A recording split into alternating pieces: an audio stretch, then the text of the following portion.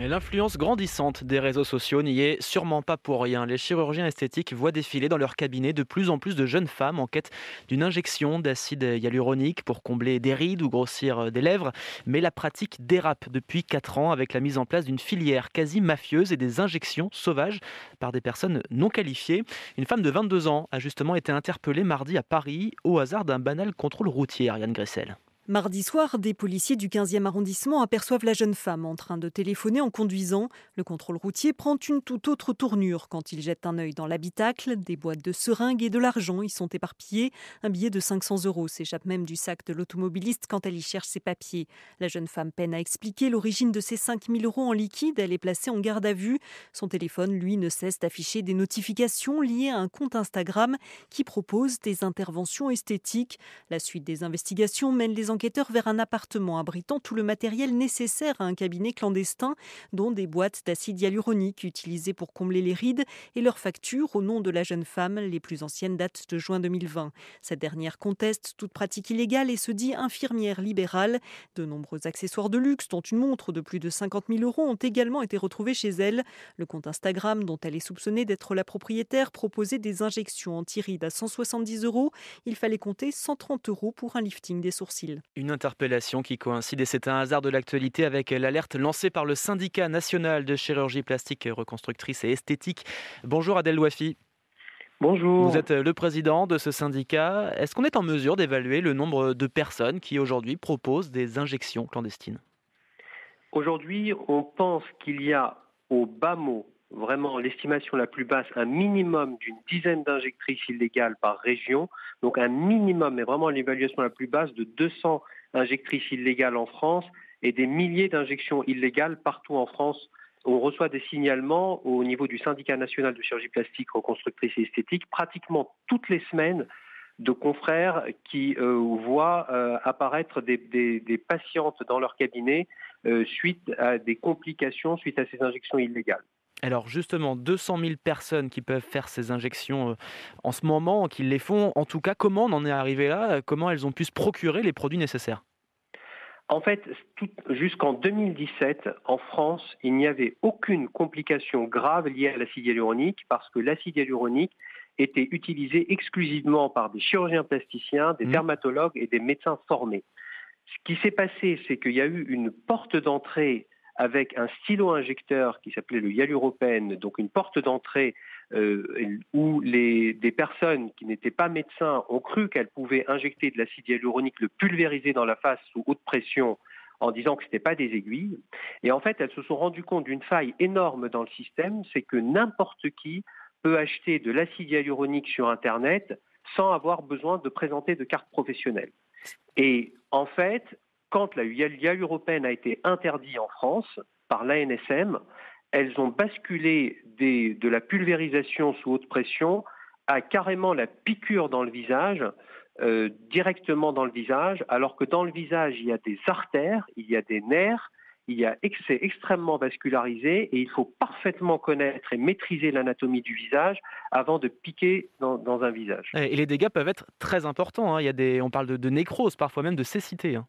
Absolument. En fait, ce qu'il faut bien comprendre, c'est que utiliser une aiguille et la planter dans le visage, si on ne connaît pas l'anatomie, c'est comme si on donnait un bistouri à quelqu'un pour ouvrir un ventre et qu'il ne connaît pas l'anatomie. Donc, comme je vous l'ai dit, il y a des vaisseaux, il y a des nerfs. Si on introduit le produit dans une artère, on bouche l'artère, on fait nécroser la peau. Une nécrose, pour être très clair, ça veut dire que la peau est brûlée, comme vous imaginez qu'on balance de l'huile bouillante sur un visage et vous voyez les dégâts que ça peut faire. Hmm. C'est exactement ça qu'on commence à voir en France. Il faut bien que tout le monde comprenne de quoi on parle. On parle aujourd'hui de patients qui ont été hospitalisés pour qu'on leur ampute une partie du nez, pour qu'on leur ampute une partie de la lèvre. C'est ça une nécrose. C'est de ça qu'on parle.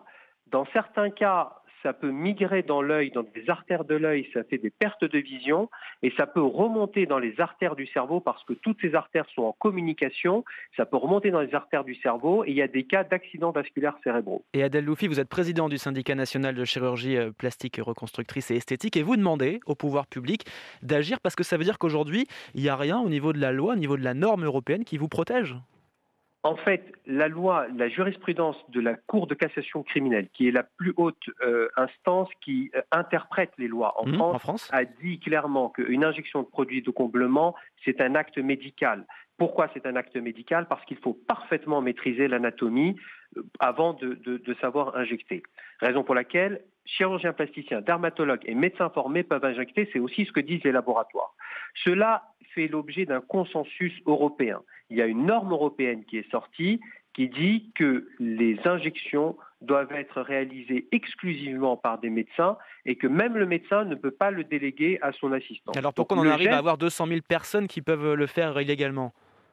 Alors, 200 000 personnes illégalement, ça je ne sais pas si je ne suis pas sûr de ce chiffre. Non, j'ai dit il y a des milliers d'injections, je ne pourrais pas vous dire combien précisément, mais parce que en fait, si l'acte lui-même ne doit être fait que par un médecin, le produit est disponible. Et ça, c'est un énorme souci. Nous avons saisi le Conseil de l'ordre des pharmaciens parce que même si un produit, c'est ce qu'on appelle un dispositif médical de classe 3, donc un dispositif médical invasif, la NSM a fait un communiqué sur le sujet en disant que l'achat et l'utilisation de ces produits doit être réservée aux médecins. Donc il faut réglementer un peu plus encore l'utilisation, la possibilité de se procurer ces produits.